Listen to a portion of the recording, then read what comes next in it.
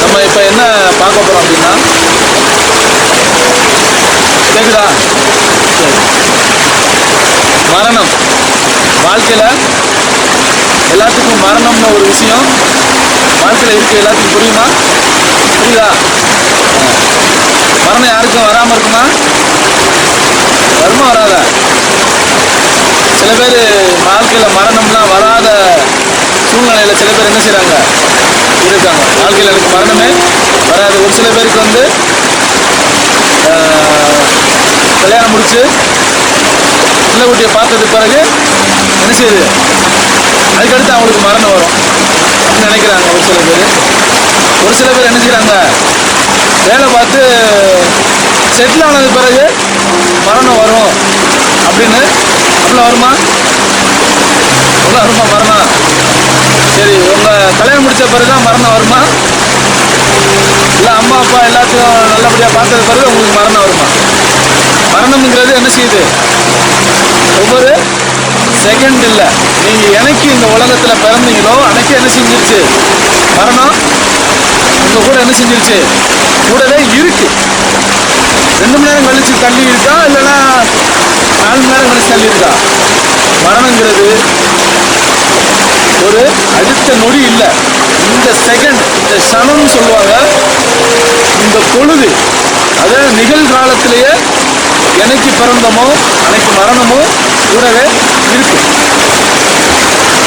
அதனால தான் வந்து திருமூலர்லாம் ஒரு பாட்டு இருக்கு. என்ன பாட்டுன்னா, உடம்பை வளர்த்தேன் உயிர் வளர்த்தேனே. உடம்பை பற்றி என்னன்னு தெரியாம இழுக்குன்னு நினைச்சிருக்காரு. உடம்ப ஒரு காலத்துல உடம்பை இழுக்குன்னு நினைத்தேன் அப்படின்னு சொல்றாரு. உடம்புலாம் சும்மாதான், இது வந்து ஒரு பெரிய விஷயம் கிடையாது இந்த உடம்பு. செவ்வாய்க்கு ஒரு பாட்டு சொல்லுவாங்க, உடம்பு உயிர் எடுத்ததோ உயிர் உடம்பு எடுத்ததோங்கிறது ஒரு செவ்வாய்க்கருடைய பாடல் இருக்கு மரணத்தை பத்தி. உதிர்ந்தப்போ விழுந்த காய் மீண்டும் போய் மரம்புகா, கடைந்த வெண்ணெய் மீண்டும் போய் மோர்புகா, உடைந்த சங்கின் ஓசை மீண்டும் போய் உயிர் புகா. கடைசியில் ஒரு வரி சொல்லுவாரு, இறந்தவர் பிறப்பதில்லை, இல்லை இல்லை இல்லையே. அப்பனா இறப்புனா என்னது, மரணம்னா என்னது? ஒரு மனிதன் என்னைக்கு பிறந்தானோ மரணம்ங்கிறது அவன் கூடயே இருக்கு. அந்த மரணத்தை எப்படி நம்ம புரியணுங்கிறத நம்மளுடைய நேரடி பயிற்சியின் மூலமாக தான் நம்ம கற்றுக்கிற முடியும், உணர்வுபூர்வமாக புரிஞ்சுக்கிற முடியும். இருந்தாலும் ஒரு சில பல மகான்களுடைய வார்த்தைகளும் அவருடைய வாழ்க்கைகளும் மரணத்தை பற்றியே சொல்லப்பட்டிருக்கு. வள்ளலார் பெருமான் எடுத்துட்டா மரணமில்லா வருவாழ்வு, சித்த வித்தை தந்தை சிவானந்த பரமஹம்சர் அவர்களும், மெய்வெளிச்சாலை என்கிற ஆண்டவர் அப்பா அவர்களும், இஸ்லாத்தில் மௌத்து என்று சொல்லக்கூடிய மரணத்திற்கு பிறகு ஒரு வாழ்வு, கிறிஸ்துவத்தில் உயிர்த்தெழுதல் ஒரு கருத்து, இதெல்லாம் எதை ஒட்டி வருதுன்னா, நம்ம இருக்கக்கூடிய வாழ்நாளில் நான் எப்படி வாழணும், நம்ம இருக்கக்கூடிய வாழ்நாட்களில் எப்படி வாழணும்னா, மரணத்தை பற்றி ஒரு மனிதன் புரியவில்லை என்றால் வாழ்க்கை வாழ்வதற்கு அவனுக்கு புரியாது. ஒரு மனிதன் வாழணும்னா என்ன செய்யணும், மரணத்தை பற்றி கண்டிப்பாக புரியலன்னா அவனுடைய வாழ்க்கை வாழவில்லை என்று அர்த்தம். மரணத்தையும் காமத்தையும், இதுதான் என்ன பகுத்தறிவாளர்களாக இருந்தாலும் சரி, ஆன்மீகவாதிகளாக இருந்தாலும் சரி, நாத்திகவாதிகளாக இருந்தாலும் சரி, எந்த மனித குலங்களாக இருந்தாலும் சரி, ஒரு மனிதன் இறப்பையும் காமத்தையும் புரியாமல் அடிப்படை வாழ்க்கை இல்லற வாழ்க்கையும் வாழ முடியாது, ஆன்மீக வாழ்க்கையும் வாழ முடியாது. இவர்களுடைய வாழ்க்கை எல்லாமே பயத்தை நோக்கிய, ஒரு எதிர்காலத்தை நோக்கிய என்ன செய்யும், பயணம்தான் அதிகரிச்சுட்டே இருக்கும். அதனால மரணத்தை பற்றி, காமத்தை பற்றி நீங்க புரியலைன்னா, மறுபடியும் சொல்றேன், மரணத்தை பற்றியும் காமத்தை பற்றியும் நீங்க புரியலைன்னா இந்த உலகத்துல வாழ்றதுக்கு உண்டான அடிப்படை வாழ்க்கையே வாழ முடியாது. வாழ்ந்துக்கலாம், ஆயிரத்துக்கு கோடி கோடியா பணங்கள் வைத்திருக்கலாம், எவ்வளவோ விஷயங்கள் கற்றுக்கொள்ளலாம்.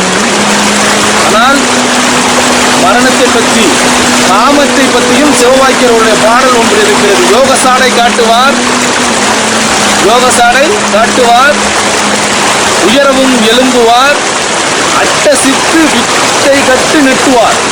அட்டசித்து வித்தை கட்டு நெட்டுவார், மோகம் கொண்டு மாதரின் மூத்திரைப்பை சிக்கி, அதாவது மோகம் கொண்டு மாதரின் மூத்திரைப்பை சிக்கி பின் பேயது பிடித்தது போல் பேருலகில் சாவரே. நல்லா பார்த்துக்கோங்க, பாடலுடைய வரிகள் காமத்தினுடைய என்ன வித்தைகள் கற்றுக்கிருந்தாலும் சரி, எவ்வளவோ கலைகள் கற்றுக்கொண்டாலும் சரி, கடைசியில் எது விழுகிறான்? நான் சொல்லவில்லை, சிவவாக்கியர் அவர் பாடல்ல சொல்லப்பட்டிருக்கிறது.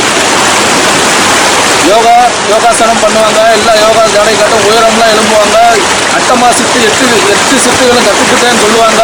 ஆனால் கடைசியில் மாதரின் மூத்திரப்பை அதில் சிக்கி பேய் குடித்தது போல அந்த உலகில் சத்து போவாங்களா அப்படின்னு சொல்லி சிவவாக்கியரோட பாடல் இருக்கு. அதே சிவவாக்கியர் விழுந்தகாய் உதிர்ந்த போய் மீண்டும் போய் மறந்துகா, விழுந்தகாய் உதிர்ந்த பூ மீண்டும் போய் மரம்புகா, கடைந்த வெண்ணெய் மீண்டும் போய் மோர்ப்புகா, உடைந்த சங்கின் ஓசை மீண்டும் உயிர்ப்புகா, இறந்தவர் பிறப்பதில்லை, இல்லை இல்லை இல்லையே. அப்பனா அவர் இறப்புனா மரணத்தை என்ன சொல்ல வர்றாரு? காமத்தை என்ன சொல்ல வர்றாரு? சித்தர்கள், சிவவாக்கியர் மட்டுமல்ல, எல்லாருடைய மகான்களும் சொல்லக்கூடிய ஒரே கருத்து, ஒரு மனிதன் ஆன்மீகமாக இருந்தாலும் சரி, மறுபடியும் சொல்கிறேன், ஆன்மீகமாக இருந்தாலும் சரி, இல்லறமாக இருந்தாலும் சரி, அந்தந்த மதத்தை சார்ந்து குருமார்களை பின்பற்றக்கூடிய அனைவரும் இருந்தாலும் சரி, என்ன கலையினாலும் கற்றுக்கொள்ளுங்கள். முதலில் மரணத்தை பற்றி, காமத்தை பற்றி புரியாமல் உங்களுடைய பயணம், ஆன்மீக பயணமும் இல்லற ஆன்மீக பயணமும் இல்லறத்தினுடைய வாழ்க்கை பயணமும் புரியவே புரியாது. புரிந்தது மாதிரி இருக்கும், ஆனால் புரியாது. அதனால் உடல்ல உயிர் இருக்கும் பொழுது மரணத்தை பற்றி புரிஞ்சுக்குங்க. இல்லைன்னா அந்த வாழ்க்கையை, இந்த பகுத்தறிவாளர்களாக இருந்தாலும் சரி, யாராக இருந்தாலும் சரி, மரணத்தை பற்றி புரியலைன்னா இந்த வாழ்க்கை வாழ்ந்ததற்கு உண்டான அர்த்தமே இல்லாமல் போயிடும். நம்மகிட்ட உயிர் இருக்கிறதுனால தான் உங்கள்கிட்ட எல்லாரும் பேசிக்கிட்டு இருக்காங்க. நீங்கள் தாயாக இருந்தாலும் சரி, தகப்பனாக இருந்தாலும் சரி, உறவினர்களாக இருந்தாலும் சரி, நீங்கள் உதவக்கூடிய அனைத்து எந்த மனிதர்களாக இருந்தாலும் சரி, உங்கள்கிட்ட உயிர் இருந்தால் மட்டும்தான் உங்கள்கிட்ட பேசுவாங்க. உடலில் உயிர் இருக்கும் பொழுது மரணத்தை புரிஞ்சுக்கணும்னு என்னுடைய ஆசை. உங்களை கெஞ்சி கேட்டுக்கொள்கிறேன், தயவுசெய்து மரணத்தை என்னவென்று புரிய வேண்டும், உங்கள் வாழ்க்கை செழிக்க வேண்டும், அருள் சார்ந்தும் மகிழ்ச்சியாக இருக்க வேண்டும் என்று எனது ஆசை. நன்றி, வணக்கம்.